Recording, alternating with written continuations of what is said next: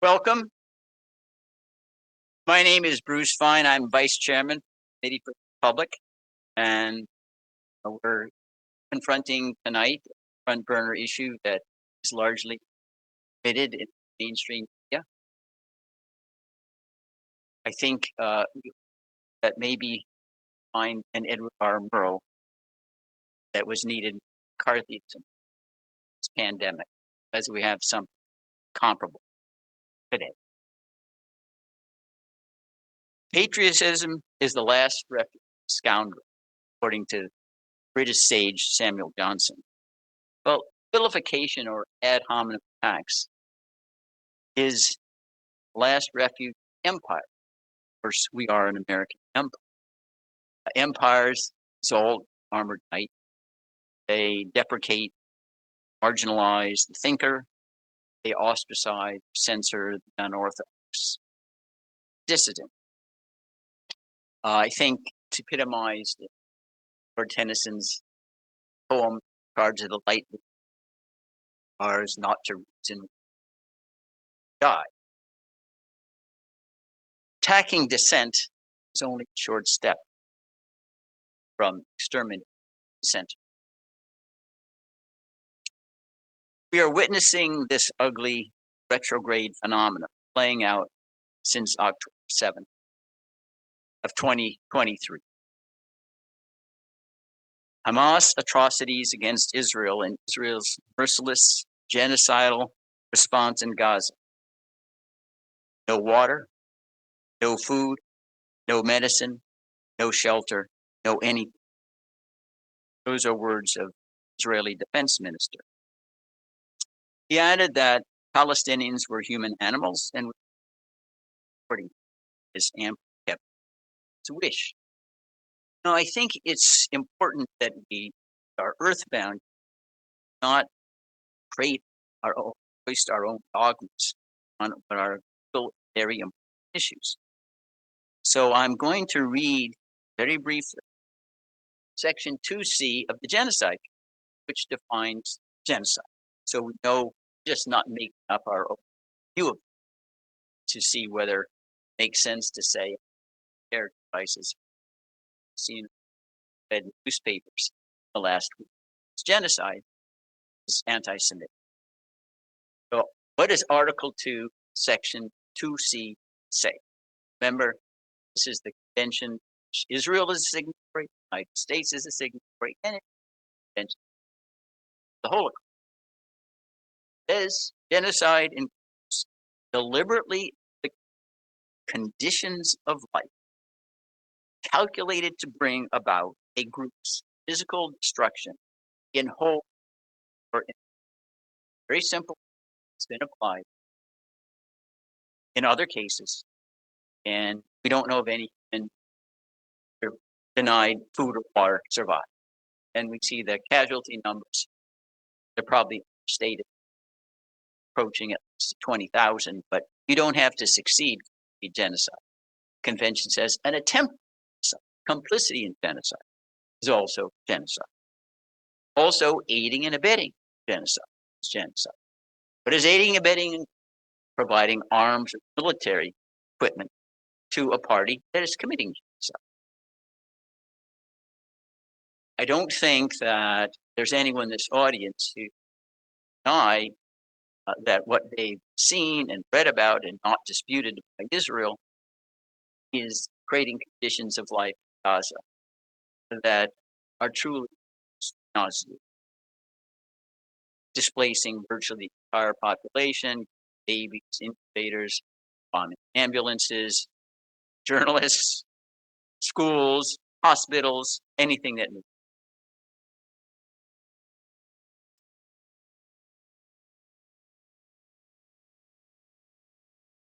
To silence, to render inaudible any criticism of Israel for its war crimes, crimes against humanity, and genocide in Gaza. President Biden and his strident, witless echo chambers in Congress, fueled by AIPAC money, have demonized as anti-Semitic, anti-Zionism, hoping to evoke images Nazi Germany. That's what they're trying to achieve and get you not focus on the ground. Now, and I know the language seems strong, but I don't think it's overstated. That proposition is truly. David Ben-Gurion, founder of Israel, its first prime minister, very celebrated. He, speaking to Zionist audience, an author, said, "We stole the land from the Arabs. Arabs, if I were an Arab, I'd never make a treaty." It's true. He suffered a lot in Europe, but the Arabs weren't responsible. It's great. And that it's true that many Jews believe Judea and Samaria was given by their God, Jews, but he said the Arabs, that's not their God. I think that it's fair to say if anyone today, this audience, went out in public and said, Israel stole the land of Israel from Arabs, oh, you're an anti-Semite. Surely that would be true under House Resolution 888, which was enacted, which states that. Had one Republican, Thomas Massey, and Democrats. So this is an attempt, I think, to stifle speech and evaluation, some sensible to tries to restore civilization. What we see is wilderness now under. David Ben-Gurion wasn't the only one. Moshe Dayan, heroic defense minister at one time. Six-Day War. Moshe Dayan also in 1956. There were two Israeli young soldiers who were killed by Arabs. And said, well, they were witnessing us take their home where they used to live. So what can you expect? Those are words of Moshe Dayan. So you'll probably have not read accounts of this Gaza. Why there might be something sheer violence behind Palestinians in Gaza to accept servitude forever.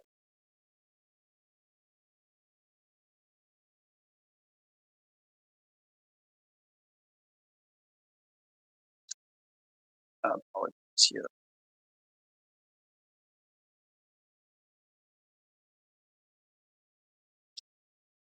Our featured guest tonight is here. He's an Orthodox rabbi, Yaakov Shapiro.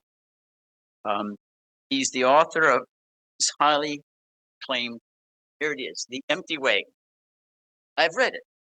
I can tell you, I think with certainty, like has been said of Milton's Paradise Lost, none ever wished it were long. Carried it on an airplane, they might ask you to buy a separate seat. It's very, very thorough, but I think it's a masterful job. My very, very substantial portion of currently Orthodox thinks not only is be opposed to Zionism, not anti-Semitic.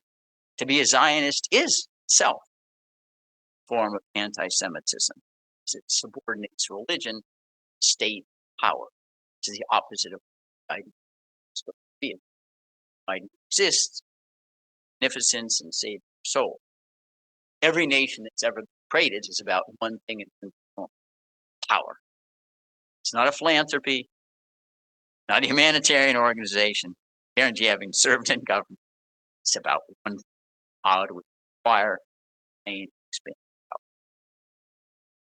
power. The rabbi disputes, that anti-Zionism is anti-Semitism, genocide, and that will come forth in the question and answer period.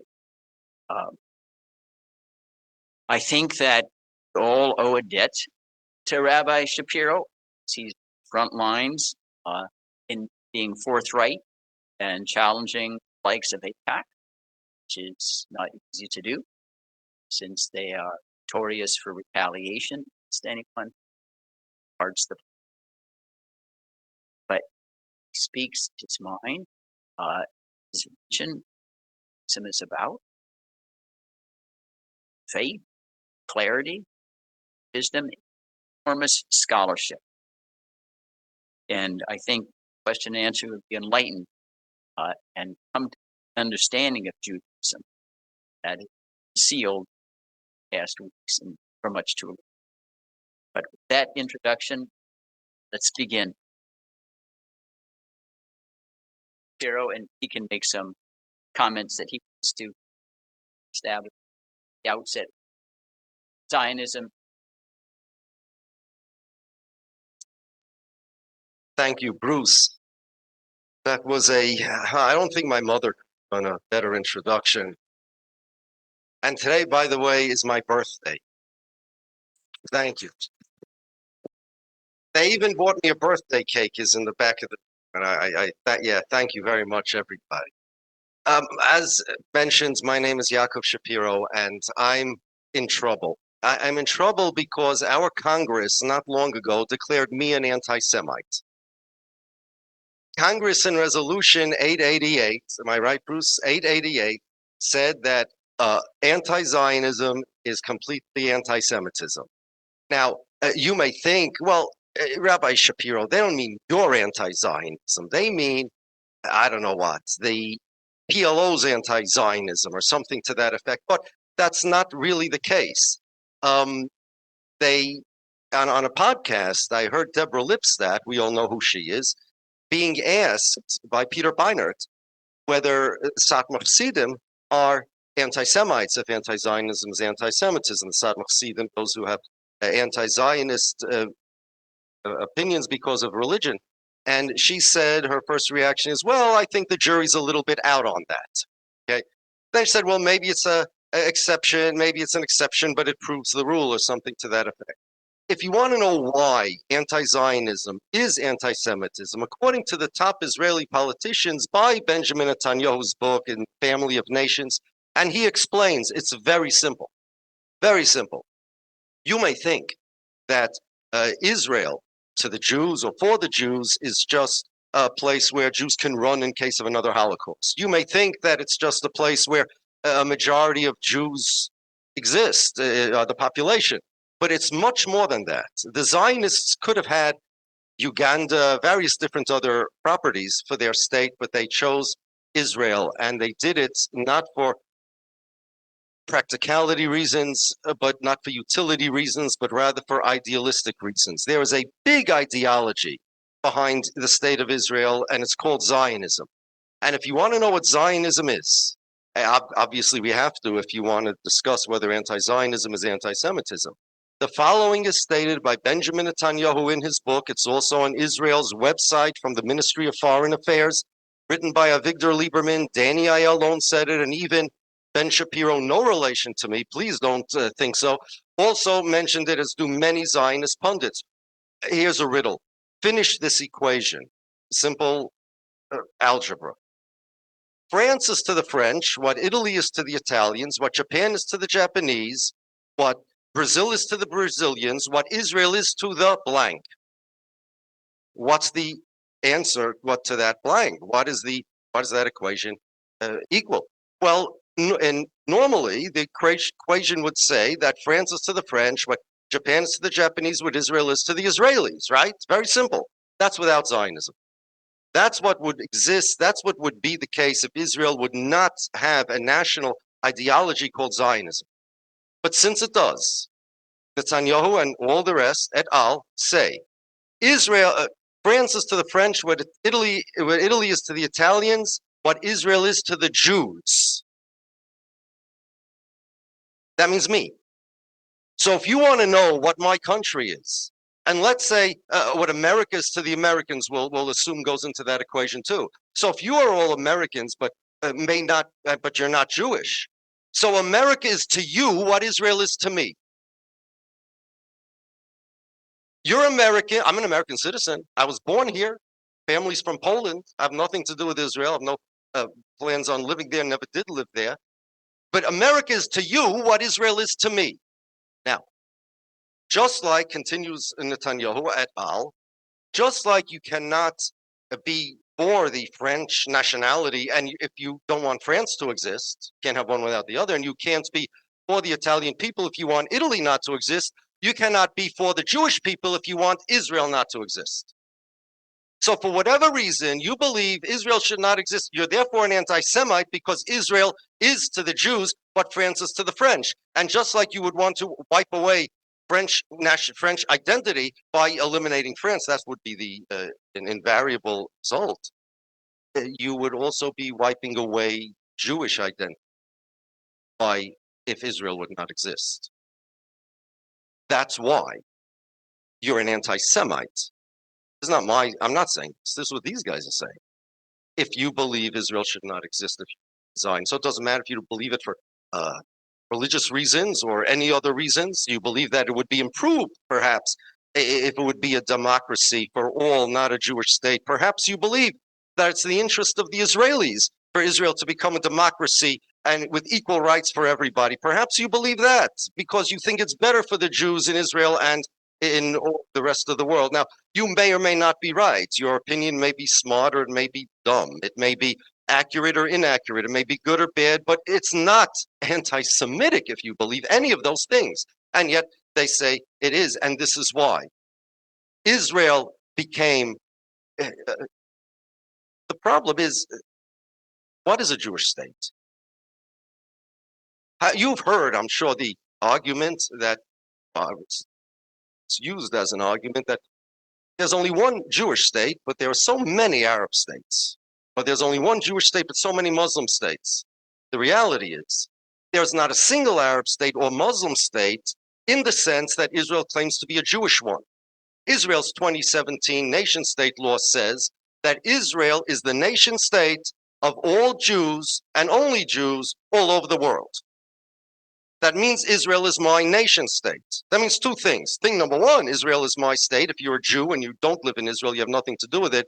Israel is your nation state. Israel's my nation state. And if there are any other Jews in the audience, Israel is your nation state as well. You should know Israel said so. Their law, over which has no jurisdiction over you, decided that Israel is your nation state. Number two, it means that if you're not Jewish and you live in Israel and you're an Israeli citizen, Israel's not your nation state. Let me explain this. That means that you have no national self-determination rights in Israel. You have civil rights. You can have as many rights as Israel gives you. You can have full equal civil rights, but national self-determination rights only for Jews. But what's a Jew? Let me explain to you what this means. And this is the key to understanding Zionism and Israel. Israel is different than all countries all over the world. Every single country all over the world, whether it's good or bad country, a democracy or a dictatorship, is the country of its citizens. That means Italy represents the Italians. France is the country of the French. Now, you are an Italian American, you came from Italy, so there's some nostalgia over there. It is your antecedent. It's fine, you have a connection with there, but as far as citizenship is concerned, politically, Italy is not your country anymore. And to the extent that it is, it's because you are from there physically. America is less than 250 years old. Everybody, unless you're Native Americans, our families came from somewhere. My family's from Poland. You come here, you become an American citizen, pay your American taxes, you fly your American flag on the July, you speak your American language, and eventually we all become Americans, and we're all, all for one and one, right? Same idea. So home, as French, same idea, land of the free and a home of the brave, right? And that's what happens. You go to Italy, you move to Italy, you start speaking Italian, you pay your Italian taxes, you fight in the Italian army, you wave your Italian flag, you fly in Alitalia, you do all the Italian things, okay? Sooner or later, you're going to become an Italian. Your children, grandchildren, you're Italians. The nationality, you're going to be an Italian national. But in Israel, if you are not Jewish, you could be an Israeli citizen for hundreds of years. Your family could be there for hundreds of years, hundreds of generations, theoretically. And you can fight in the Israeli army, the biggest Zionist in the world. You can even be elected to the Supreme Court, for example. But if you're not Jewish, Israel is not your state. You do not have the same national self-determination rights as I do because I live in Queens, New York. I'm not a Zionist, but because I'm Jewish. That's the difference. That makes Israel different than all other countries in the world.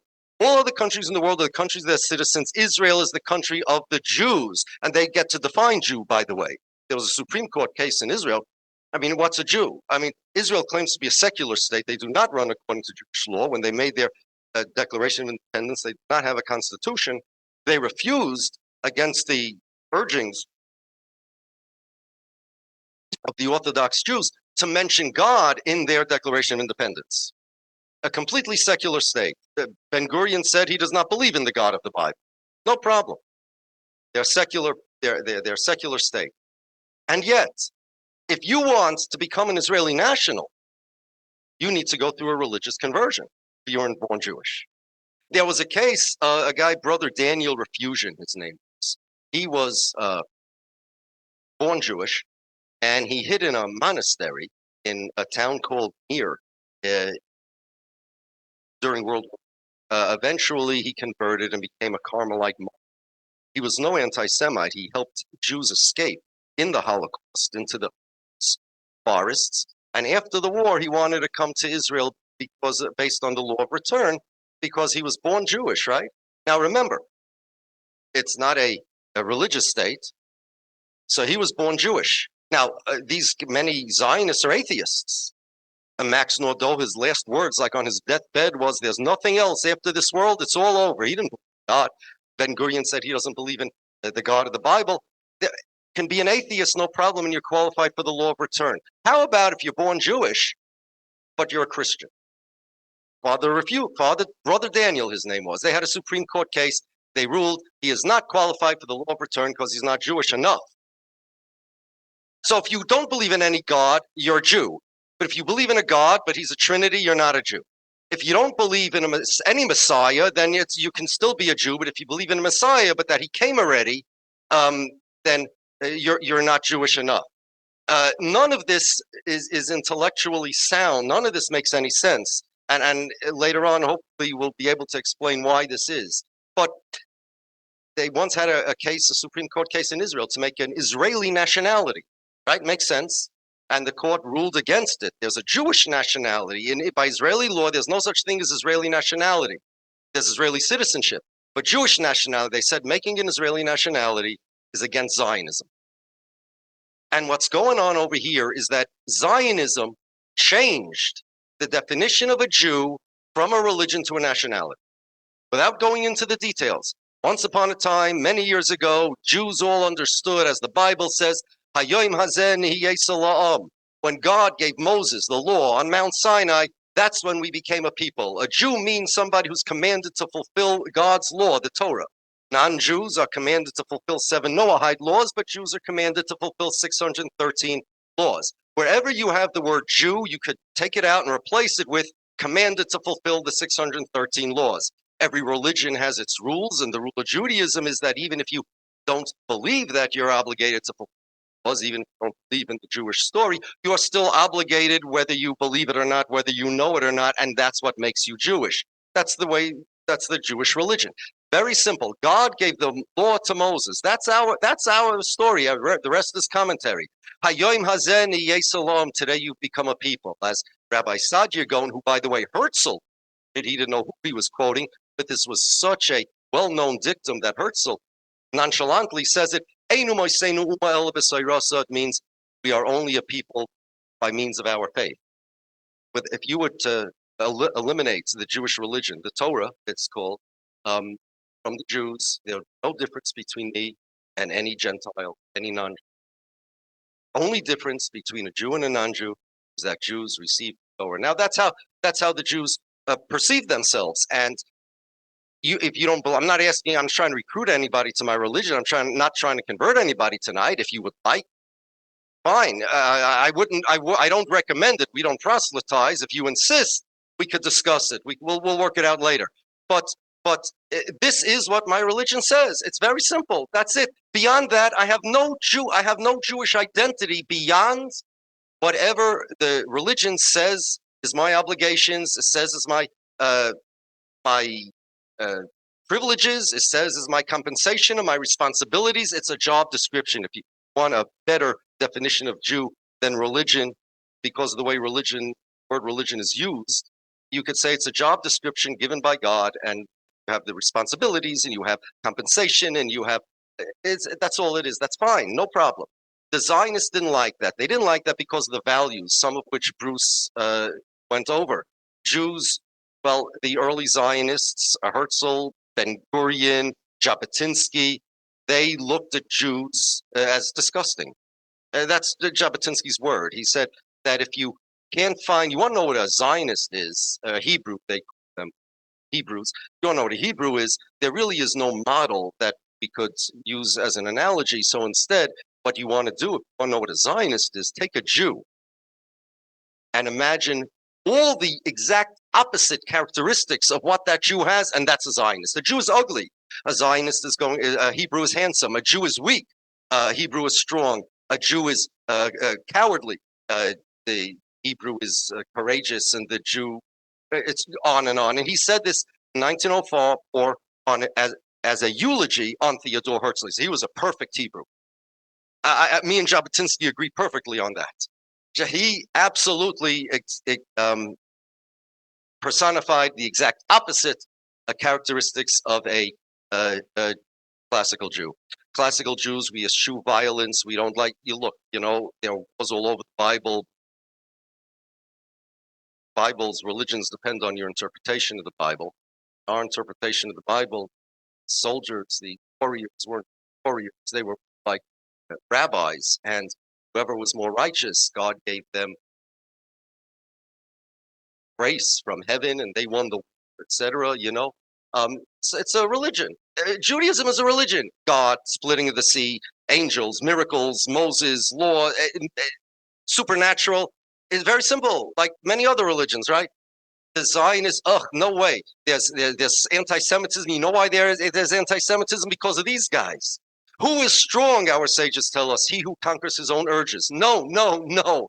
That's not what we want. That's so unmanly. That was the word they used, unmanly. We're going to be more manly. We want warriors. Jews throughout history, we didn't have, even though we were literate. Compulsory education in Europe started in France in the 1800s. For the Jews, it started 2,000 years ago. A high priest by the name of Yeshua ben Gamla said any town that doesn't have education for the children has to be dismantled. That's it. That's a deal breaker to have a town exist. You need an education system. However, we didn't have fiction literature. We didn't have architecture, art, things like nothing wrong with any of these things, but we looked at our life as a mission. God gave us a mission. By way of analogy, think of Shaolin monks, except instead of beating each other up, the karate, we had our texts and our rituals and things like that. They hated this and they attributed anti-Semitism to our retrograde personality. So they're going to change the personality of the Jew. How are they going to do that? There are various different theories. I don't know the details. You could buy my book.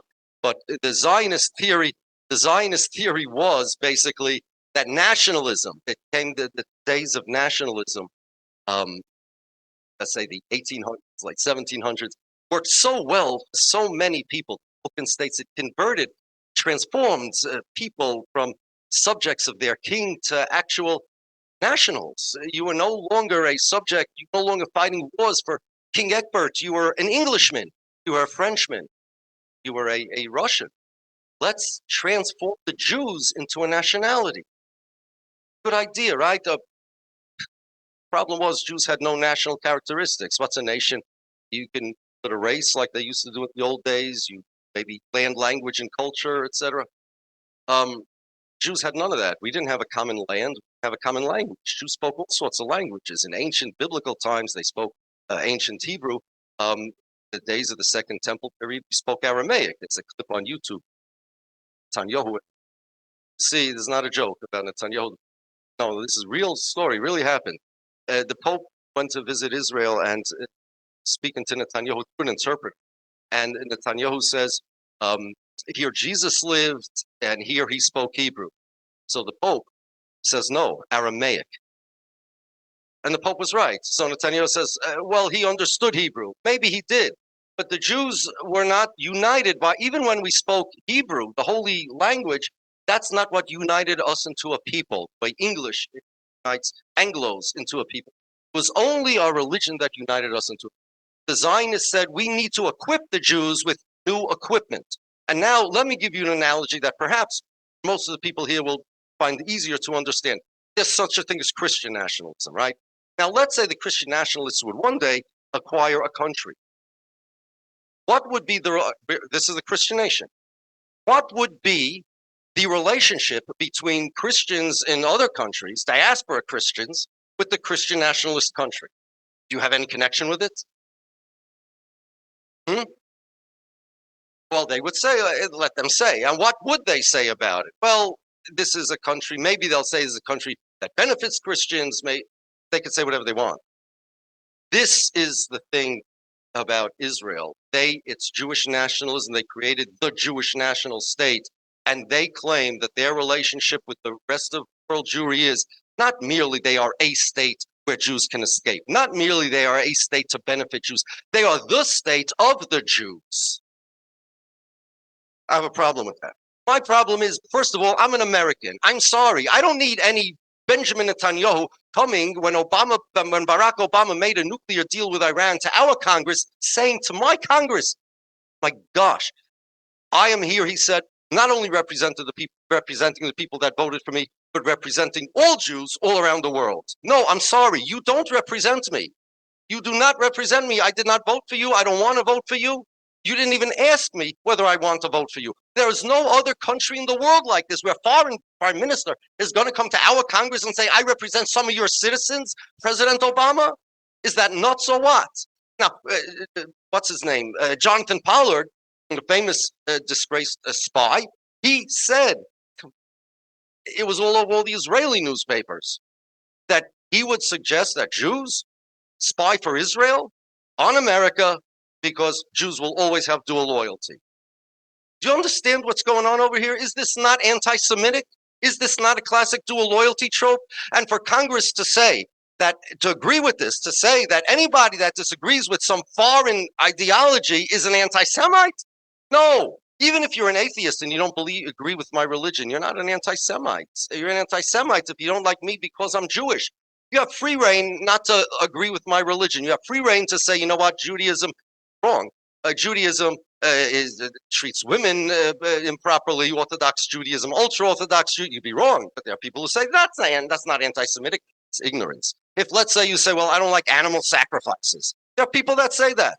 Okay, so you're ignorant. You don't get it. But you're not anti-Semitic. Okay, but if you dare say, I don't believe in Israel, you're anti-Zionist. Now you're an anti-Semite. How in the world does that work? Well, Netanyahu gave us the formula.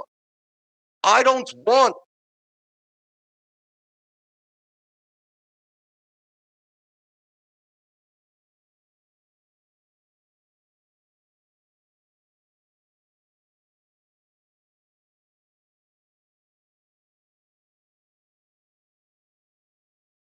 Yeah, first of all, I don't even understand what it means. Part of my ignorance, you guys are bigger lawyers than I am. Bruce, you tell me.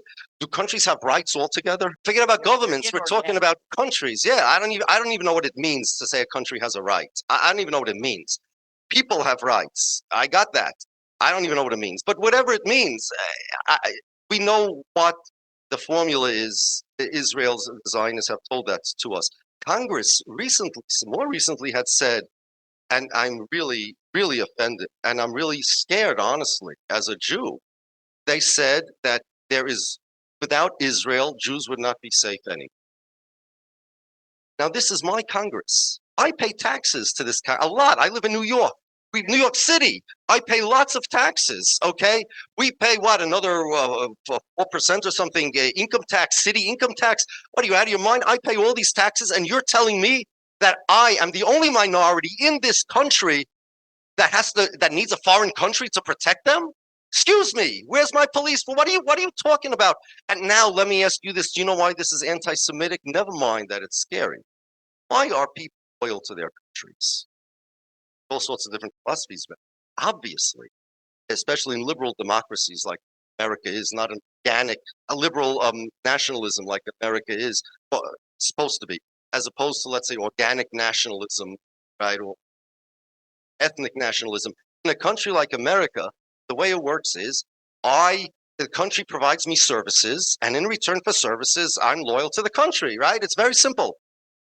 One of the, perhaps the most important service that a country provides to its citizens is a promise of safety, right? If they attack Pearl Harbor, we in New York are going to go fight in the army, right?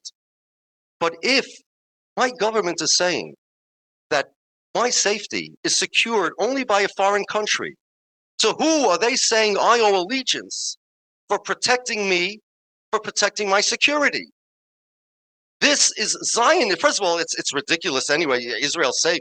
I'll tell you something. Yeah, when I look up something on my phone, I did it beforehand. How safe is Israel to live in anyway? Now,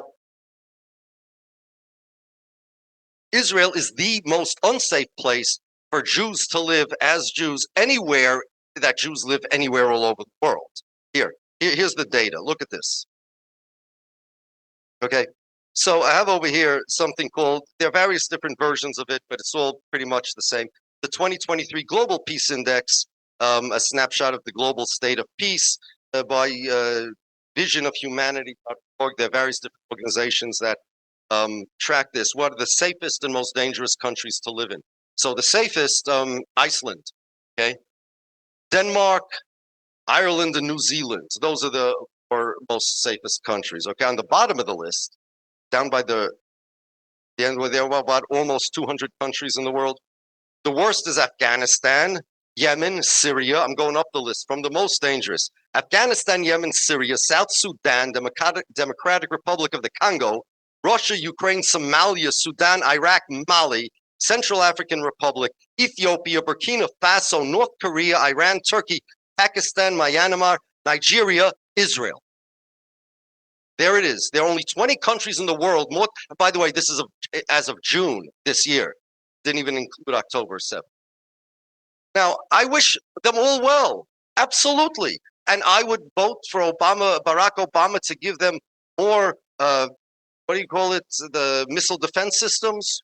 Iron domes? Iron domes, yes, absolutely. Defend yourself. And all terrorists should be hung by their thumbs and killed. Absolutely. No question about it. But don't say you're my country. Don't say that you're my nation state. I'm an American, for crying out loud. Just become a normal country. Get rid of that ideology called Zionism. You want to win your gold medals in the Olympics and your Eurovision song contests and your Nobel Prizes. Go right ahead. More power to you. But that's without Zionism. Let Israel be to the Israelis what France is to the French. Become a normal country like the country of your citizens. Why? Why must you bother me? Why must you claim to be the country of the Jews, which means, one, non-Jews who are citizens of your country do not have national self-determination rights. And my father's side were from Poland, and my mother's side, England and Russia. I suddenly have national self-determination rights. But if I believe in another religion, then you won't consider me Jewish. If I become an atheist, they will. They don't have to worry. I'm staying with my religion. It's great. But so, yes, Zionism is anti-Semitism because it takes Jews all over the world and it says you are not as American, as French, as anybody else. There is a Jewish state, but a Jewish state, there is no Arab state in the world that claims to represent all Arabs all over. There's no Muslim state anywhere in the world that claims to represent all Muslims. So somebody ever tells you that there's only one Jewish state and 20 or 24, whatever Muslim states or Arab states, you say no, there's not a single Muslim state or Arab state or Christian state anywhere in the world in the sense that Israel considers itself a Jewish one, meaning that it is the state of all Jews in the world. And if you want to know how to, I'll give you a action item. Do I have some more time? Okay. Listen, I'm going to tell you something now. A lot of people, especially anti-Zionists, don't like when I say it. But if you follow the logic, it's unassailable. In short, Zionism is a connection between world Jewry and Israel. Political connection. Now, again, Israel was a holy land to us. It was such equally holy when Turkey owned it, when it owned it, Mamluks. It's a different religion. Is a different thing completely. It's a national. Um, the further apart Jews are from Israel, and again, want to support it politically, be a right wing, a left wing, it's not relevant. Talk Jews as Jews are represented by Israel, that Israel is the nation state of these Jews. Further apart, the more you break that up, the weaker Zionism gets, the more you strengthen it, the stronger Zionism is, right? So now, here's my beef with a lot of left-wing anti-Zionists, even Jewish anti-Zionists, that they're really, really promoting Zionism. Okay, you guys remember Jane Fonda? Okay, yeah, you dated yourselves. I remember Jane Fonda, and Jane Fonda was showcased by the North Vietnamese because it was very useful for them. It demoralizes the enemy by saying even an American is on our side, right? The ancient times, armies would put converts, the people from their enemy, people of their that came from their enemy camp, in the front lines to demoralize the enemy. It's very demoralizing when an American poses near a North Vietnamese anti-aircraft tank, right? That was the idea of it. And the Palestinians showcase Jews that protest with the Palestinians by saying, look, even Jews are on our side, which is what I call the Jane Fonda effect. That's what they're looking to do. But here's the problem. Jane Fonda was an American. The war was between America versus North Vietnam, right? Is the war between the Jews and the Palestinians or between Israel and the Palestinians? You see?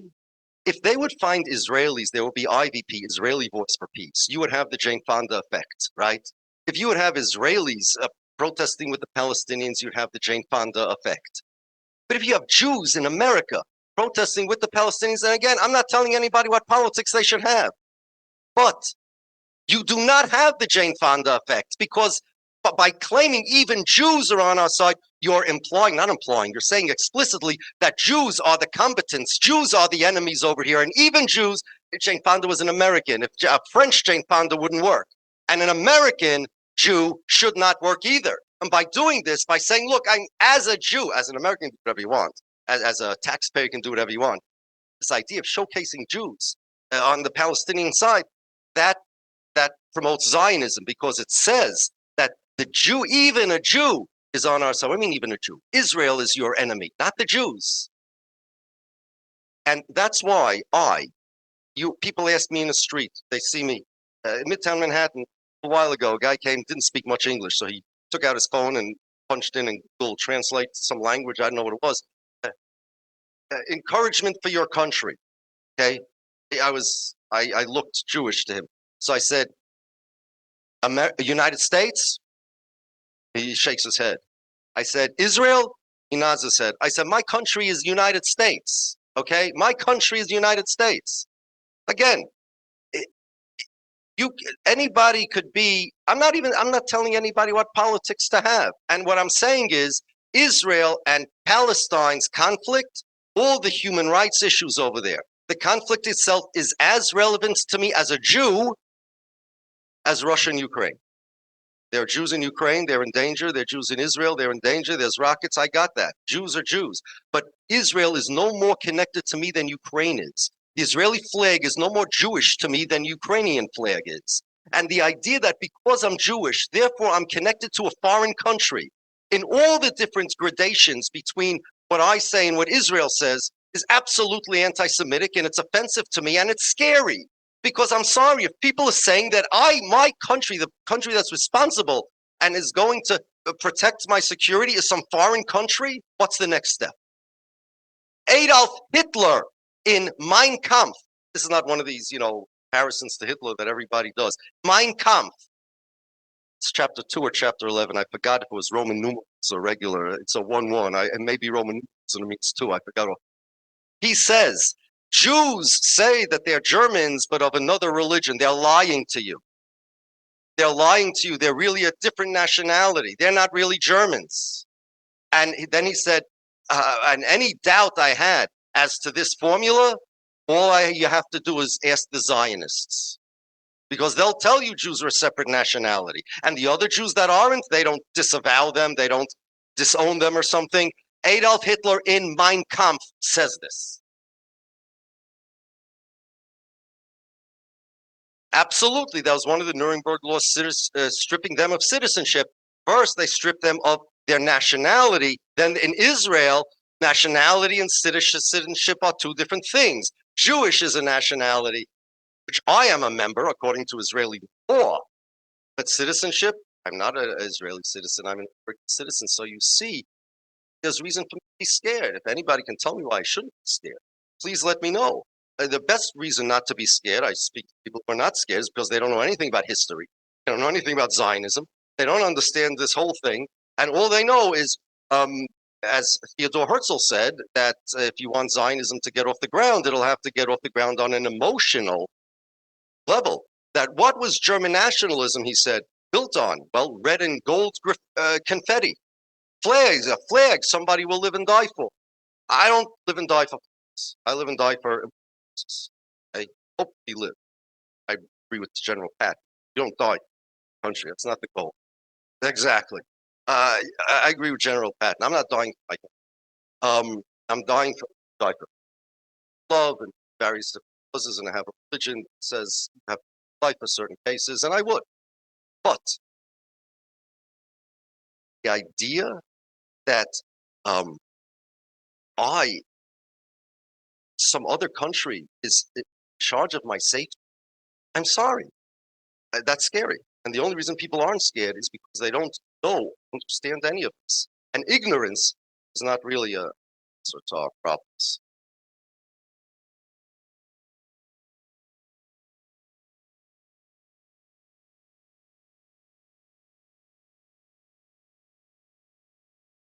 One of the things about being an Orthodox Jew is that I don't own television.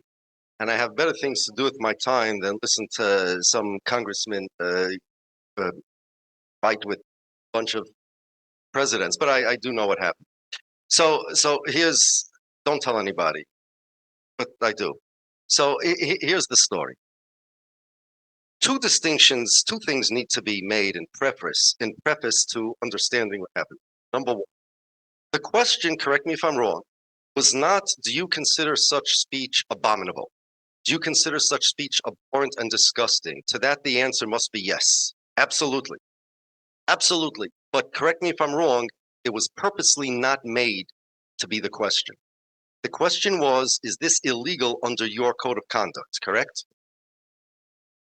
Right. So that's the first thing. Now, schools have rights. Now, correct me if I'm wrong again. You're the lawyer here. That schools have rights if they want to make codes of conduct restricting speech stricter than the constitutional allowances. However, academia also has a right to say that I don't want to restrict speech more than the law does, especially because we're academia. That's what we do, right? So if the question is, would this be illegal under your code of conduct? And if the answer is our code of conduct is the same as the code of conduct in Congress, because if a congressman got up and I would have asked the founding, well, what about in Congress? Would this violate your code of conduct? The answer would be no. Or the answer would be it depends on context. Secondly, if I was one of these presidents, and I know they had the lawyers in the back telling them what to say, just barring any legal issues, I would have said it would be just as contrary to our code of conduct, somebody would get up and call genocide of black people or Catholic people or Palestinian people or anything like that. We are an equal opportunity genocidal institution. That's what I would have said. But everybody thinks that when you ask, is this against your code of conduct, that what it means is this bad? But it's not. I think that it was, my view is that it was purposely framed, the question in that way, and asked yes or no without explaining what a code of conduct is, what a law is, difference between disgusting behavior and the fact that even disgusting behavior, even calling for a genocide of somebody, as you mentioned, is protected speech in America. Not in France, not in England. In USA, it is. So I would have said my answer is the same as the code of conduct of Congress. We have the exact same.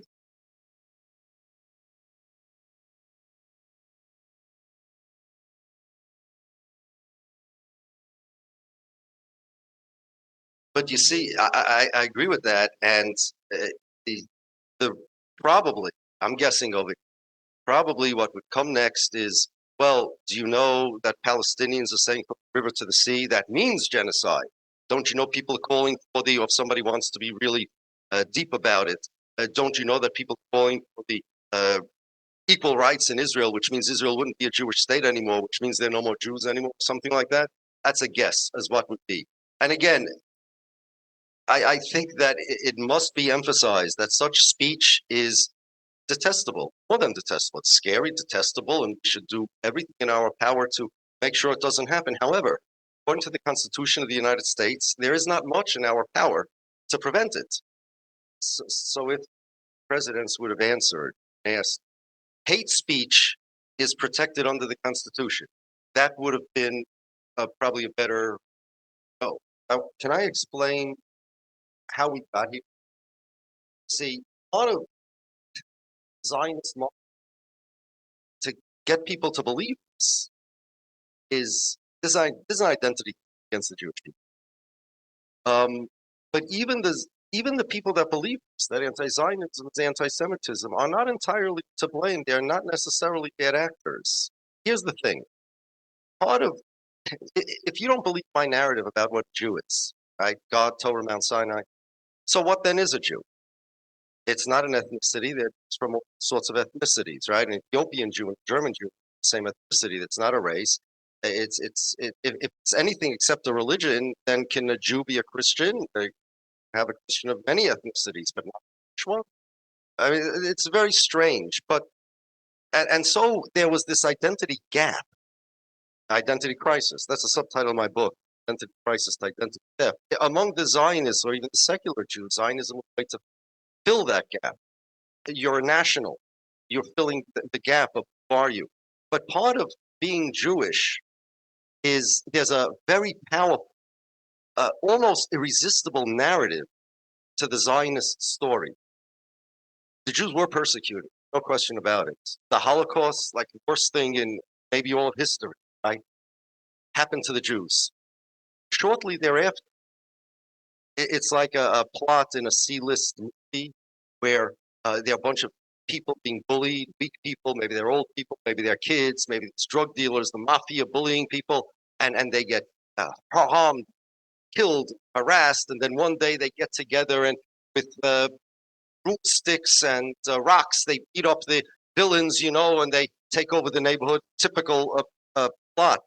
That's the Zionist story, except instead of actors, the Jews is in their mind. The Jews, after the Holocaust, after all this persecution, finally fought back, finally got a state and an army and nuclear weapons. And you see these pictures of horrific pictures of Jews in concentration camps, these emaciated Jews about to starve to death, and in black and white always. And then you have these color pictures of Jews about approximately the same age in IDF uniforms, as if the IDF guys are saying to the Holocaust victims, "We got your back."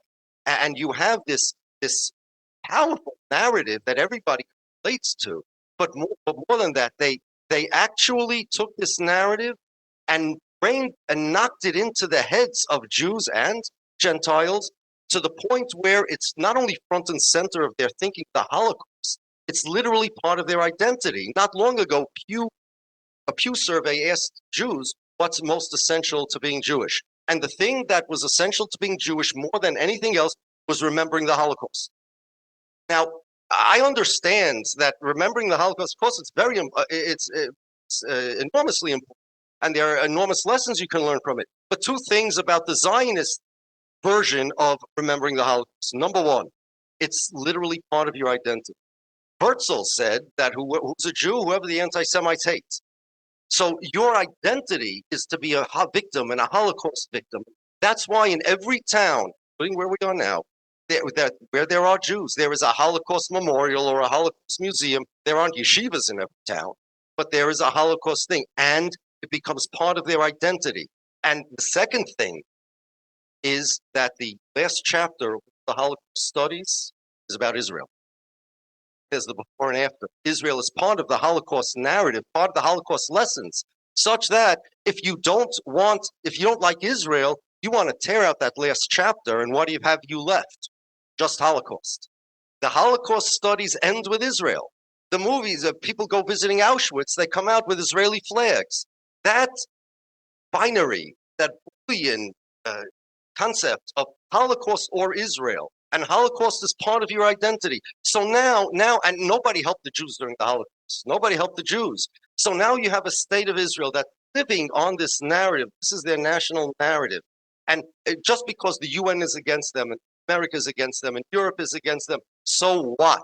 You didn't help us by the Holocaust. We are the colored frame, that colored picture against the black and white picture. No, we are the ones who are redeeming generations of Jews, thousands of generations of Jews who were persecuted and tortured and killed. But reason, you know why? Because they didn't have what we have. They didn't make what we made. And you guys, where were you guys during the Holocaust?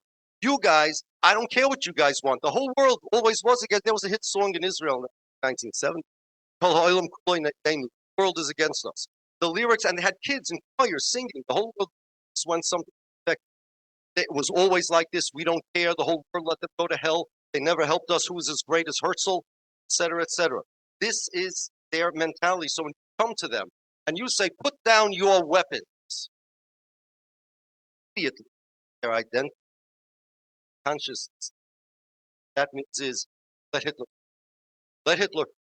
How, if the Jews in the Holocaust being shoved into the oven would have had atomic weapons, would have been, the truth is, now go time.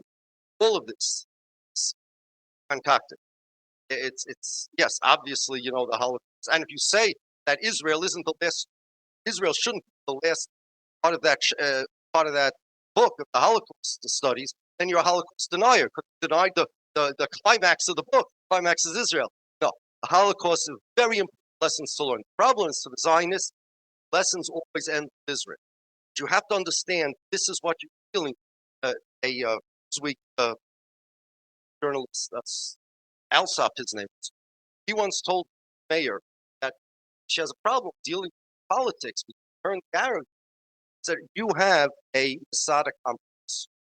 And she says back to this guy, yes, we have a Masada complex. We have a Holocaust complex. We have a pogrom complex. We have all these. Now, this is, now, normally, I understand they have all these complexes. They do. Normally, complexes are baggage that try to get rid of them, therapy to get rid of them. To Zionists, they try to make this part of their personality, their identity. And this is, they walk and talk in their head. Holocaust, Holocaust. And again, Holocaust, absolutely, very important, enormously important. But this last chapter, Israeli flag, that's got to go. Because that's not, it's not either Zionism or Hitler. But yeah, and yet this visceral reaction, need to understand feelings. We're not talking about bad actors that are just saying, okay, I want to bomb somebody. No, they're thinking, yeah, I'm the guy, I'm either the guy in the gas chamber or the guy doesn't let anybody hurt. You have to understand that's what you're feeling.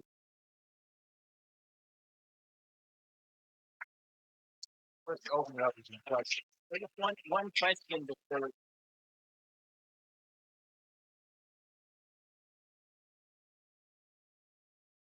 What do you think Middle East, Palestine, like if there wasn't Zionism?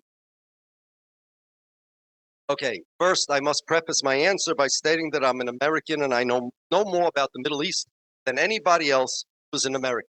However, if you want my humble opinion, as valuable as anybody else's in this room, no less, what the Middle East would have looked like today without Zionism is what it looked like 200 years ago or 150 years ago, somewhere around there. Had Zionism not been invented, there would be England, somebody would Palestine, and they so say the Turks would have taken it back, or there would be a Palestinian state or something. I don't. It's hard to say what if, like you said, like it's the same kind of question. But I'll tell you, the Jews, the Jewish soldiers that in Gaza, probably like and Jewish people by terrorists, the 30,000 approximately Jews that were killed in terrorist and probably alive.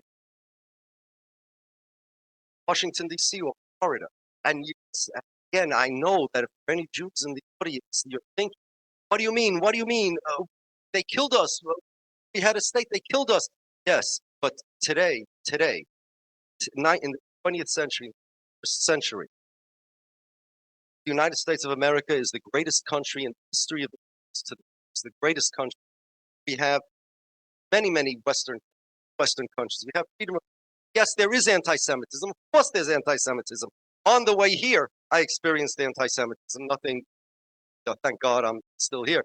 But somebody made a comment. No problem. I get it. There's anti-Semitism and there's racism. And once upon a time, they took the blacks, they kidnapped them, put them in chains, and made them slaves. And there were, by the way, discussions, Thomas Jefferson, about not freeing the slaves because they're just going to kill everybody, kill all the white people. Like at times they made rebellions and they did, but they did them and it wasn't a national disaster. But what I'm saying is that right now the most dangerous place for Jews is Israel. It's violent place for Jews is Israel. I'm not even talking about Palestine. It's violent, and they goes because people don't see this because they're stuck with, yes, it's bad, but Auschwitz is worse. Those are our only two choices. It's bad, but Auschwitz is worse. We have to get that binary concept out of people's heads. Right now,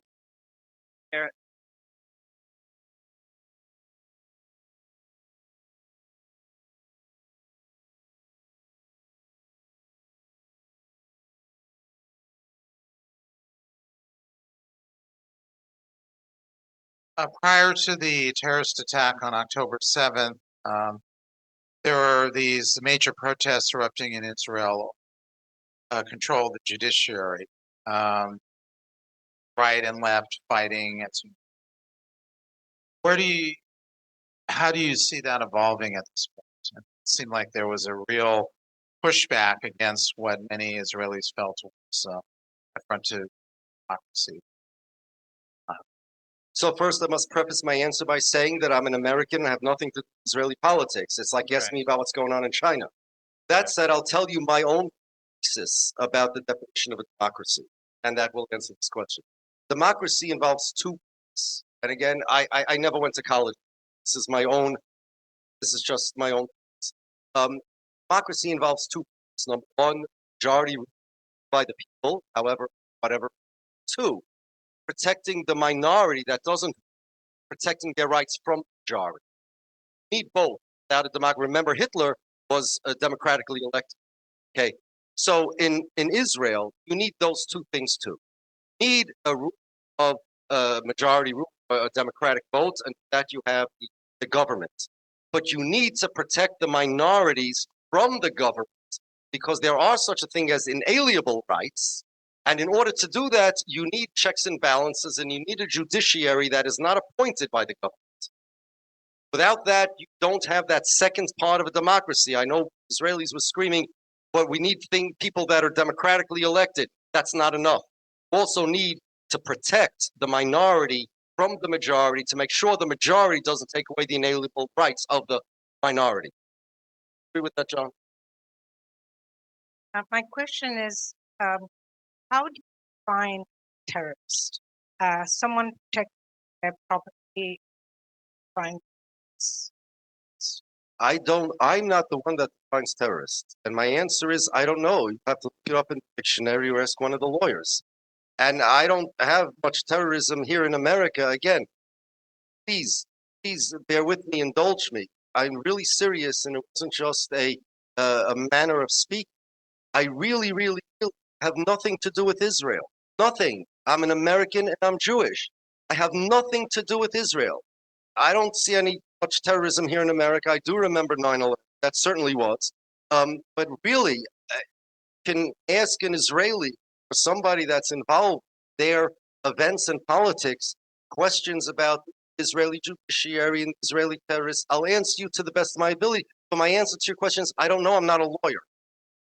And by the way, guys, this is really how to weaken and defeat Zionism without any casualties. Uh, if you see somebody Jewish, understand that he's Jewish and American. Israeli is an Israeli. We have to, our minds separate. The only reason why Israel succeeds at keeping their Jewish state is because people buy into it. If people would roll their eyes, it's like, I don't know, somebody American claiming that they're ancient, or the Germans claiming they're Vikings or something like that, you know? Just roll our eyes at this national narrative, say, yeah, okay, pat them on the head. You're the Jewish state. Yeah, have a good day. Goodbye. But we need to get it through our heads, because if we don't get it through our heads, the Zionists will never get it through us. Um, Rabbi Shapiro, thank you so very much for this really dynamic presentation. I'm Dr. Surreal, Associate Training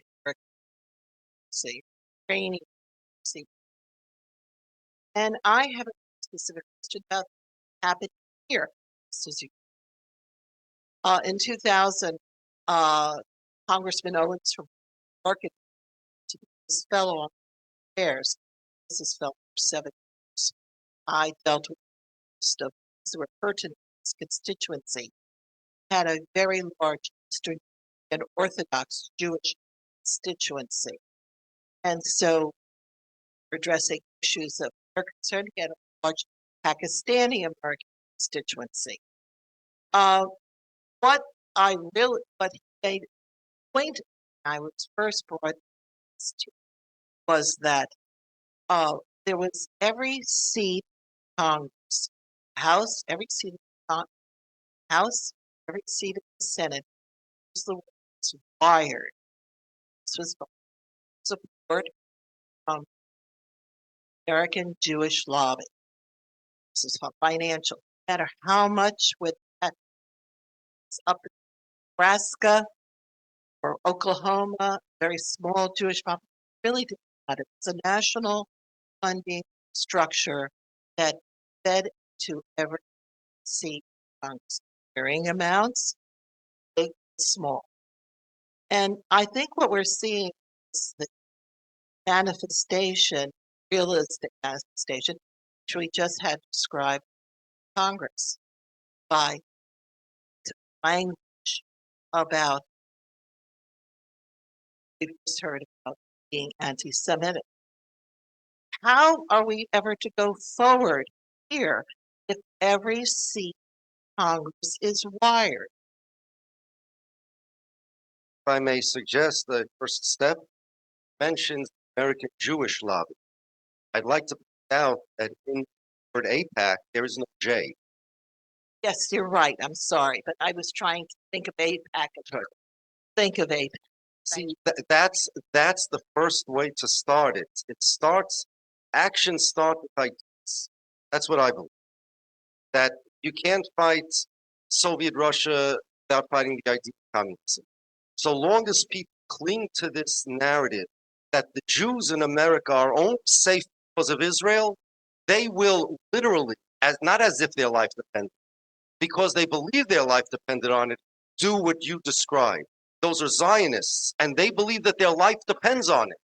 We have to knock out that narrative. We have to make people understand. Go ahead. We have to make people understand that Zionist narrative is bogus. It's fiction. It's not true. They are motivating people. This is fear-mongering. It's fear-mongering.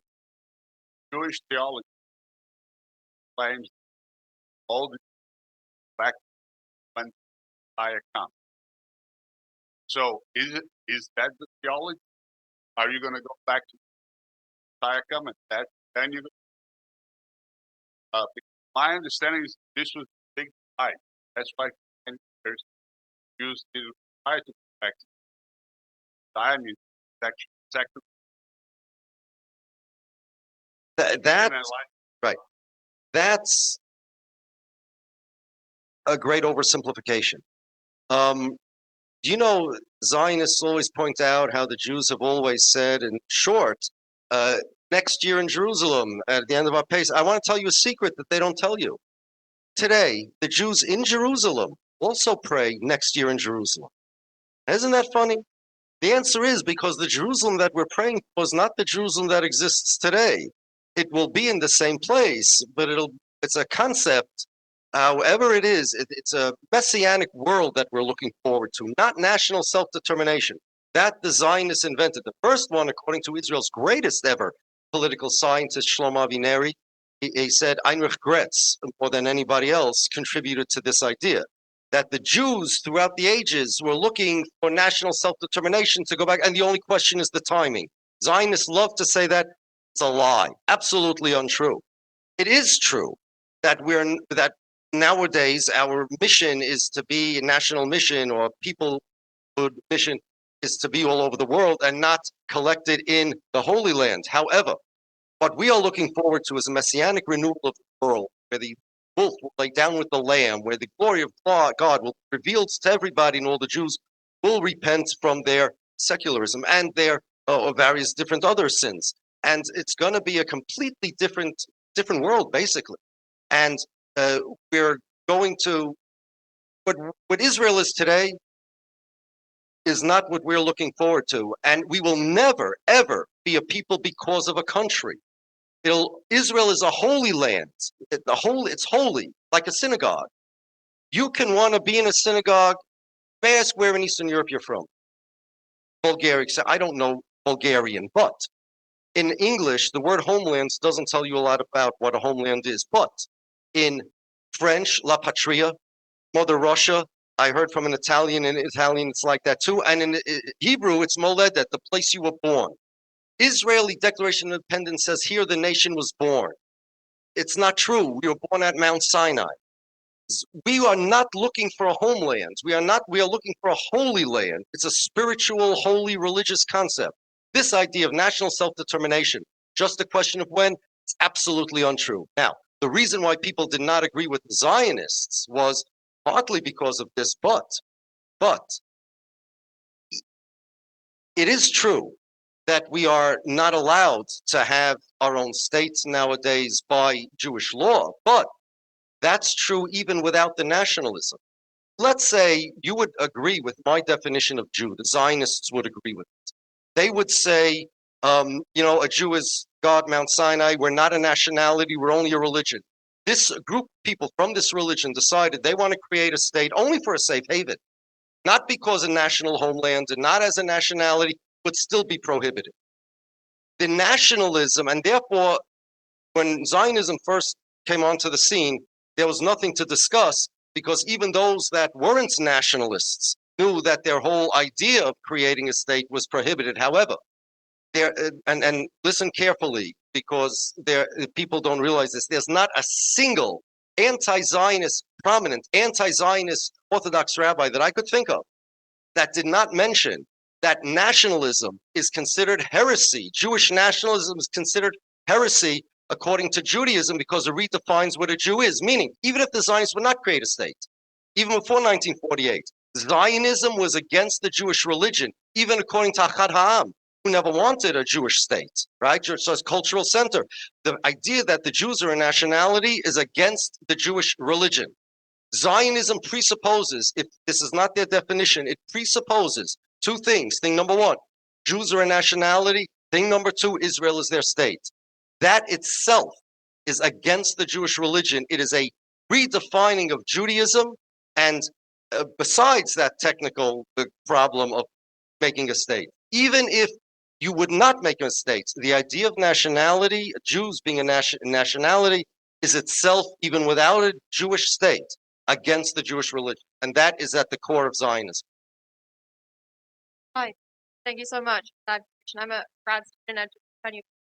One really brief question that a large impact this merging of identity, being a Jew, specific thing, post what's been happening.